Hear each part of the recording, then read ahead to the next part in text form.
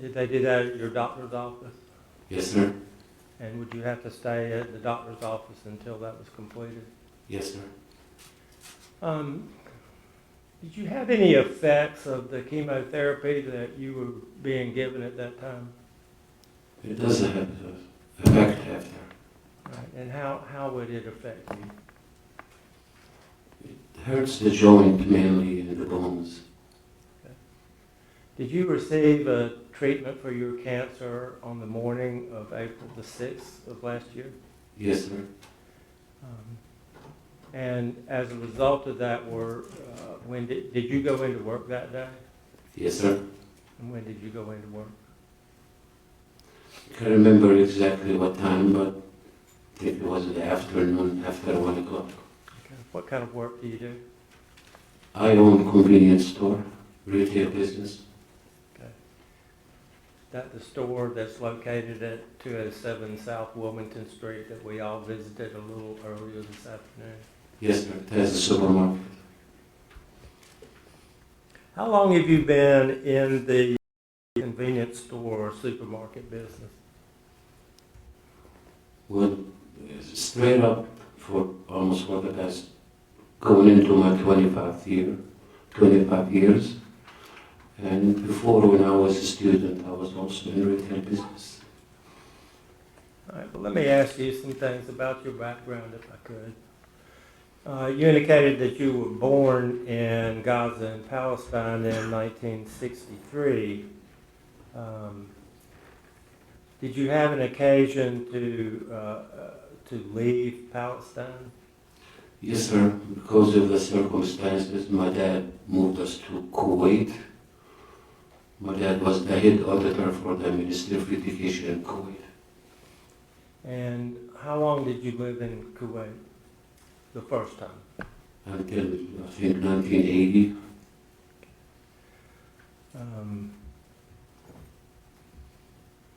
In 1980, where did you move? I came to Raleigh, North Carolina, And why did you come here? to go to college. When you came here, where did you go to school? My first semester was at Shaw University, downtown Raleigh. Okay. And then can you tell me where else you went to school? I went for almost a couple of years at East Carolina University in Greenville. And I went for a couple of years for associate at Wake Technical College. Then I went back to Shaw University and finished a double major in business management and accounting. When was that? I think in 1987, 1988. Okay. After you finished college, what did you do? I went back to Kuwait to be next to my family. And I worked in Kuwait for almost 12 years. What kind of work did you do in Kuwait?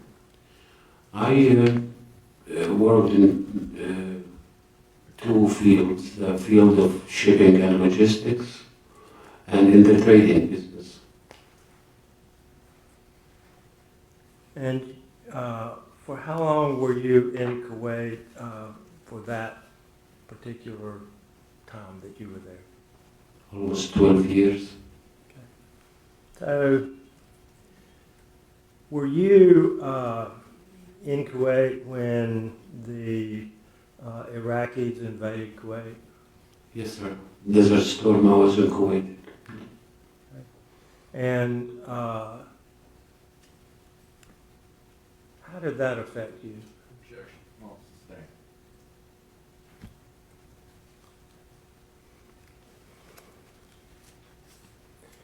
During that period of time, did you provide any assistance to Americans who were living in Kuwait at the time of that invasion? Well, sustain.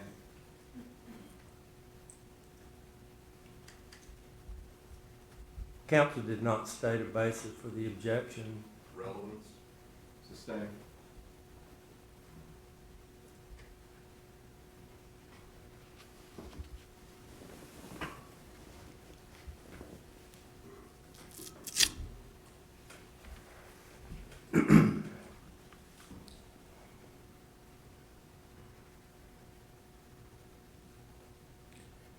Mr. Zarka, did you stay in Kuwait through the duration of that conflict? Yes, sir. And did you continue to stay in Kuwait after that?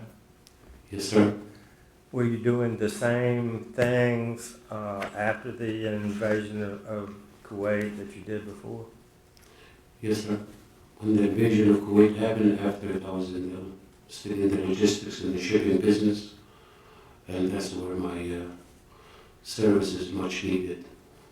Okay. What kind of logistics and shipping were you doing at the time? Well, anything you move by air, ocean, or land, I could do it for you. And especially through the contractor which we were helping Objection. Oh. Mr.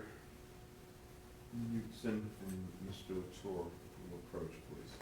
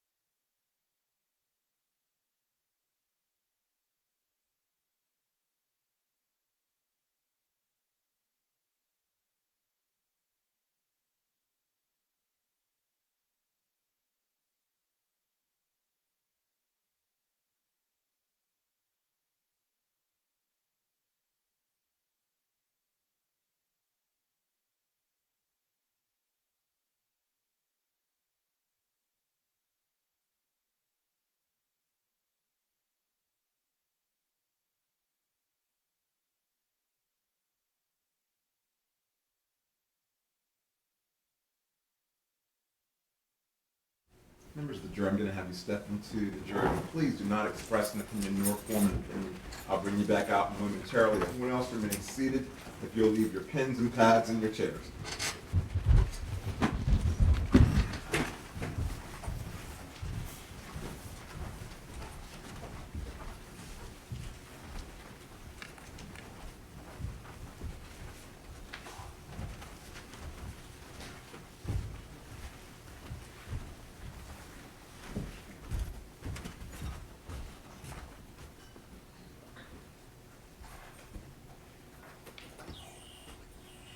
Thank you, Sheriff. Let the record reflect the jury has left the courtroom.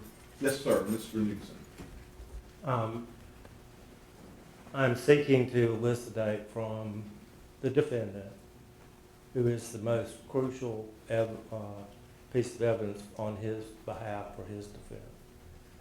Inquiring into his background, his development, his life experience as a human being, as that may relate to the development of his character, his reputation, and ultimately his credibility with this jury in terms of whether they want to believe him or not. If I need to ask more so that we can have a proffer so the court can understand what the questions were and what his answer would be to those, I would like to do that. That'll be fine. The reason why the court had a concern, there was an objection, and I sustained it. At one point, I believe you asked him about the war and what he did to help Americans during the war. There was an objection. I sustained it. I did not think it was relevant. But do you need to be heard first before a potential proffer? So lay anything out on the record. I don't mind if he gives a proffer. Obviously, what we discussed at the bench was this very thing, that it appeared that he was attempting to elicit history about this defendant and his assistance in a war in the 90s.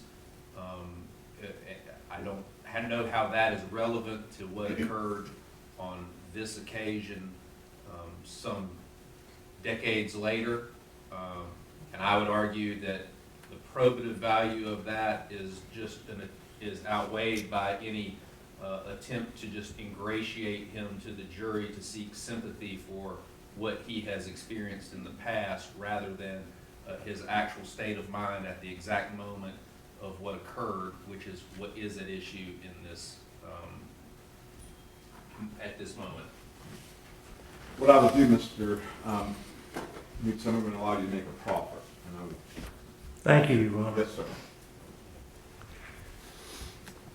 Mr. Zarka, can you tell me about the experience and what happened with the invasion of Kuwait and what you personally did in the course of that period of time? Our whole country was gone in 48 hours. It was a big chaos. All nationalities were trying to run out of the country, either through airport, and it was a very short time for people to escape, some by land. There was no way to go by sea through the Gulf.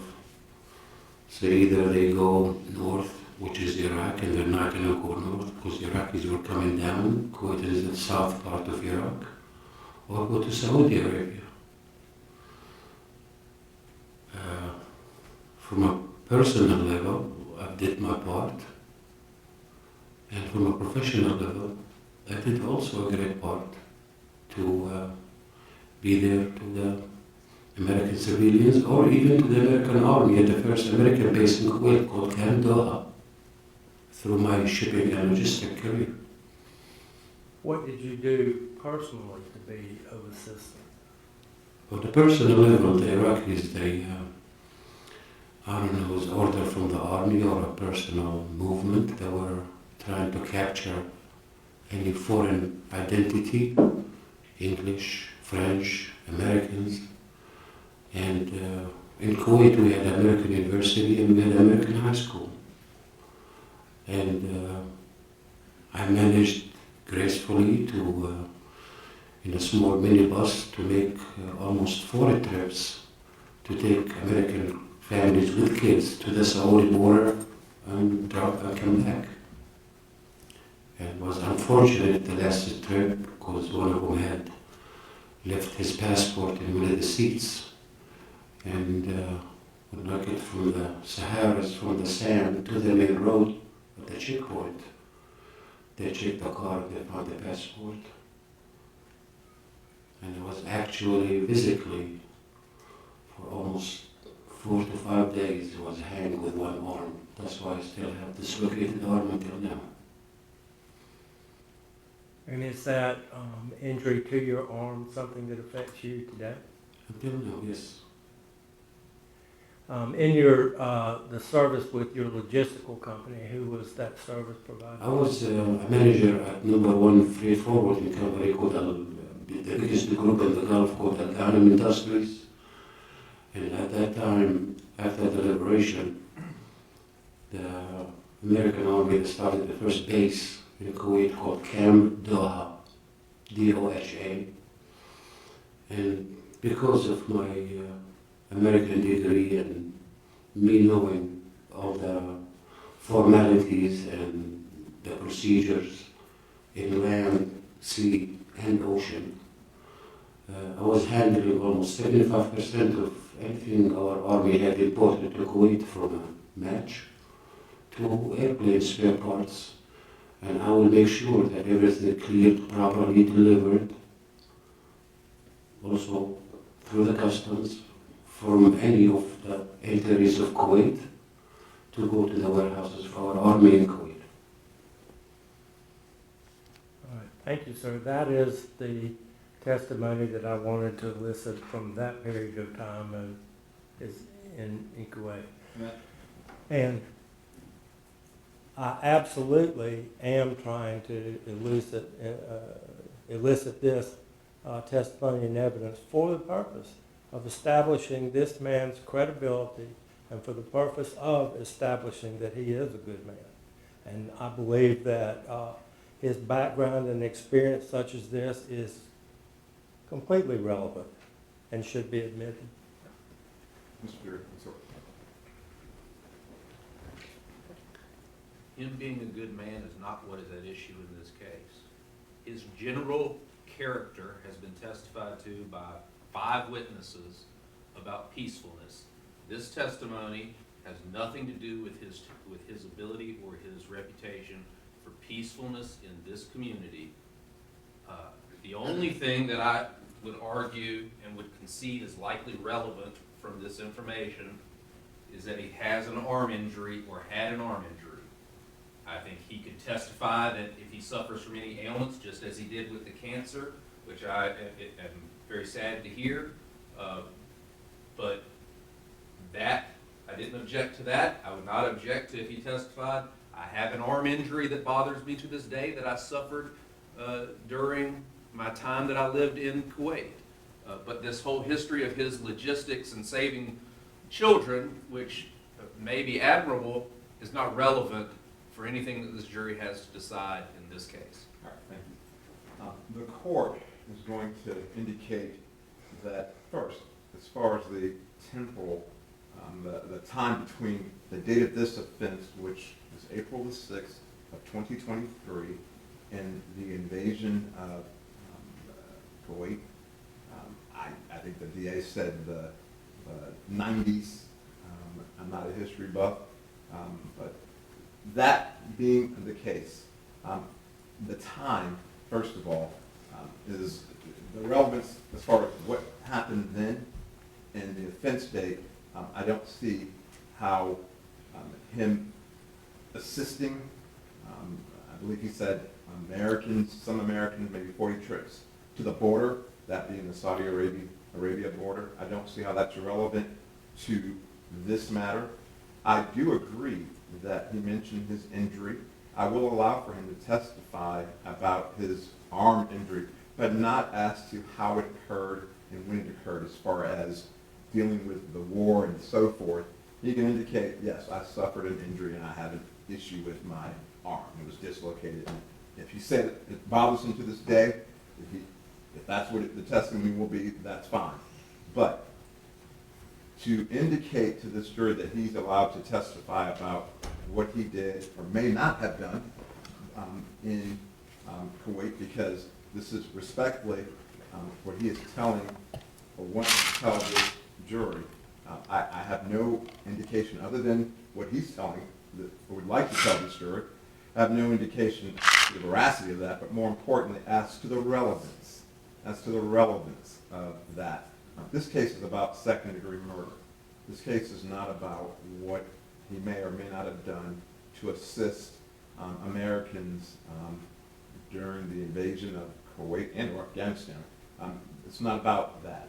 I don't see a relevant line that he can draw other than to ingratiate himself to the jury for sympathy, indicating that based on what he says, he's helped Americans in the past.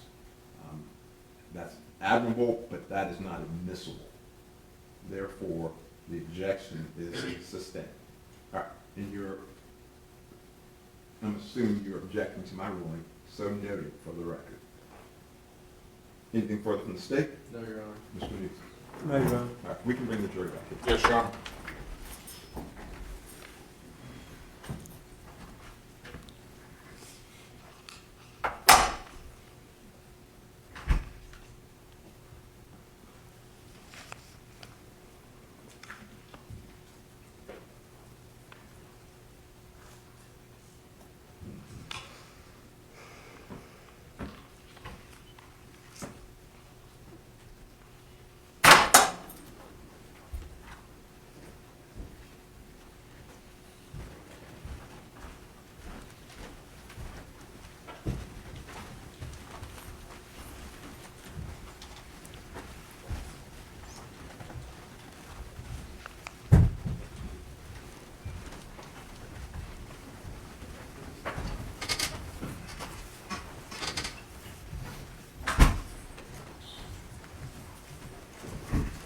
Thank you, Sheriff.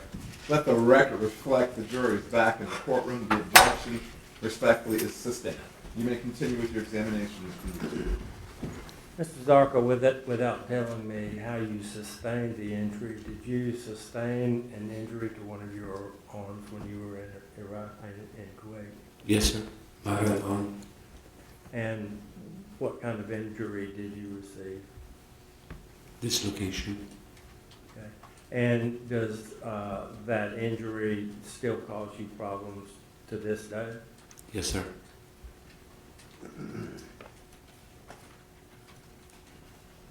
Why did you decide to come back to the United States from Kuwait? Just for better future for the kids, getting away from the war zone. How many children do you have? I have 3 beautiful children. How old are they? I have a son, he's 28 years old, and a daughter, she's 24 years old, and a daughter, she's 8 years old. I take it the older children are grown up and they do not live with you. Yes, sir. Do you share custody of your 8-year-old daughter? Yes, I do. Now, when you decided to come back to the United States in 2000,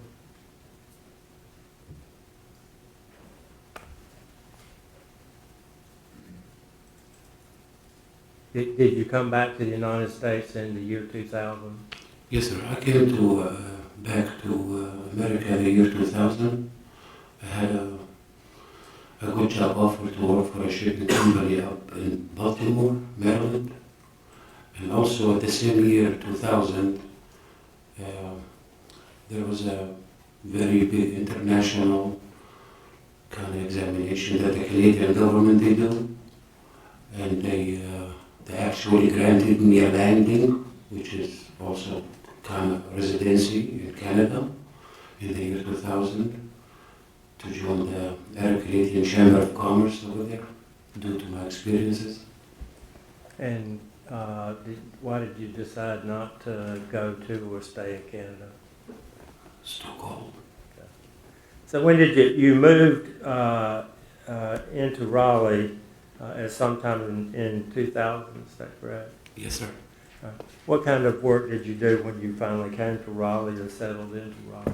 I had the choice to go back to the corporate world and or just to be on my own. And I studied the market, what is the best implementation for supply and demand, and something that I can deal with people. And I really found it in retail. I mean, everybody goes to the convenience store. Everybody always wants something. It's recession-free. And, I mean, less danger, better than restaurants. And also, I like it. I like it dealing with all kind of people, races, you know. You get to know a lot of people. Did you just open up a store, or how did that happen? Yeah, after I made a decision that I want to be in retail, I got into the gas station business and convenience stores. And did that start with one store? I started with one to a point of time in downtown Raleigh. I had 4 of them. Okay. Yes, sir. But now, I guess I'm getting older. I can't handle the pressure anymore. Too many hours. How long have you had your store at 207 South Wilmington Street?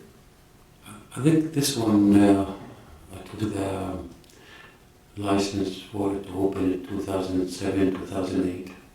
Okay. And so,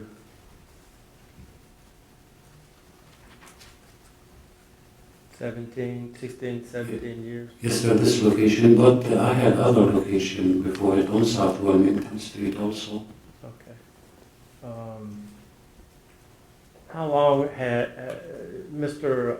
Philip Horwitz, who testified a little while ago, how long have you known him, and how long has he been a landlord for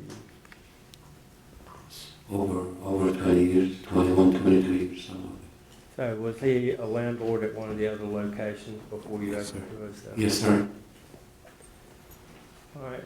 Tell me about the store. I know the jury has seen it, but when is it open? When does it close? What do you you sell, and what do you personally do there? Yes. I'm open 7 days a week. During the weekdays until 12 o'clock. On Thursday, Friday, Saturday, we stay open till 2 o'clock in the morning. But we open at 6 a.m. every day. And I merchandise everything as much as I can, have the variety of all kind of drinks, soft drinks, juices, sundries, candies, house supplies, tobacco products. Got the best beer selection in town, the best wine selection in town. I try to be picky. What kind of hours did you personally work at the store? Oh, yes, sir. Until really started feeling real bad with that cancer, I am there every single day. This is my schedule. 5 o'clock I'm up, shower, do my morning prayers. 5:30 I'm in downtown. I lock the door behind me, get the fresh coffee ready, turn my radio, my favorite radio station on, and 6 o'clock sharp, the sign is open. 6 o'clock in the afternoon, 7 o'clock in the afternoon, I'm out of the shop. Okay, do you have other people who work for you? Yes, I do. Now, in doing the business that you do and dealing with general customers, excuse me, do you have problems with people shoplifting or stealing items from you? See, sir, I am a public business, and we get them all. I mean, I'll be behind the register. At the same line, there'll be an engineer, a DA, a homeless, a thief, a breacher. You know, downtown is a collective area. It has everybody. People come to visit downtown, people come to courts in downtown, people come. I'm very close to the main bus station of the capital of the state of North Carolina. So that's a foot traffic.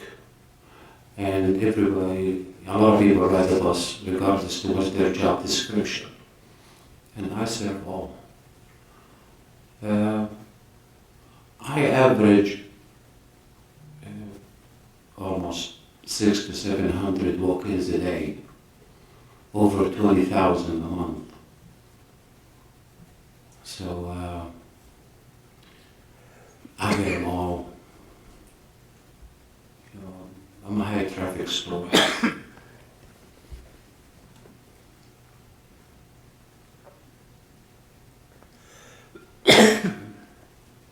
How often, when you're working at the store, do you have to deal with people who are stealing from you? I witnessed this town grow by the inch, one block at a time, one new business at a time. And you see, when I am the first one to be walking in the streets of downtown Raleigh, Objection, non-responsive. Sustained. when I come early, I'm sorry. Mr. Nixon, can you approach him with Mr. Taiseer, please?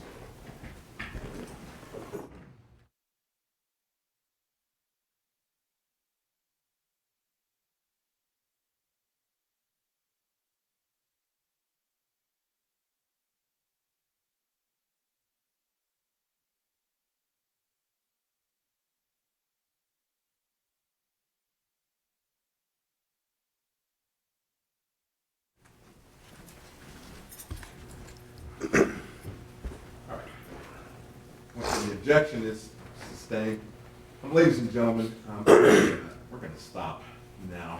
We're going to return on Monday at 9:30. Ladies and gentlemen, please do not express an opinion. Do not form an opinion. Do not. Well, you've been to the location now, but don't go now. Don't go back.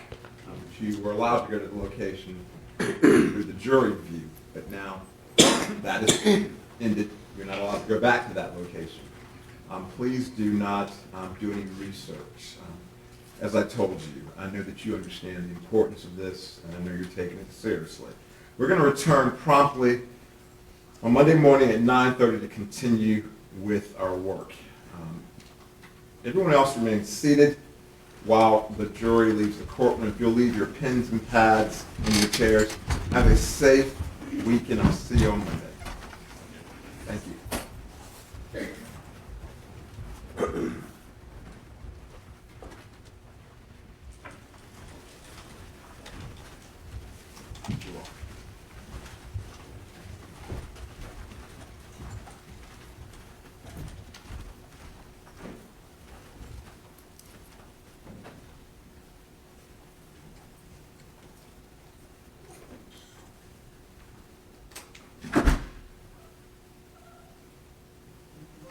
Let the record reflect, the jury's left the courtroom.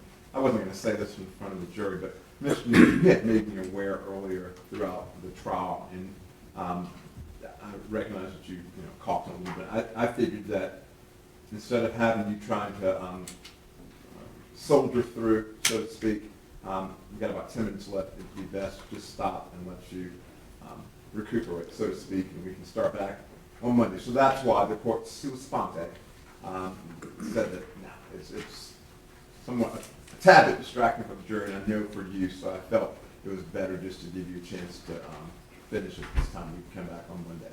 Any concerns about that? I appreciate the courtesy, Your Honor. Yes, sir. Thank you. We will continue with our work on Monday morning. Counsel, I have emailed you as I told you I would, and I will ask you to respectfully consider taking a look at what I sent you, and we can discuss that at the appropriate time. Mr. Zarka, you can step down. Thank you, sir.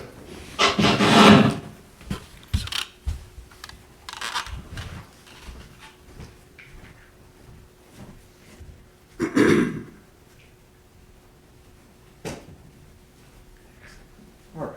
We will return Monday morning at 9:30. Thank you, Sheriff. Superior Court will be in recess at 9:30 Monday morning. 9:30 Monday morning. Might have a great week.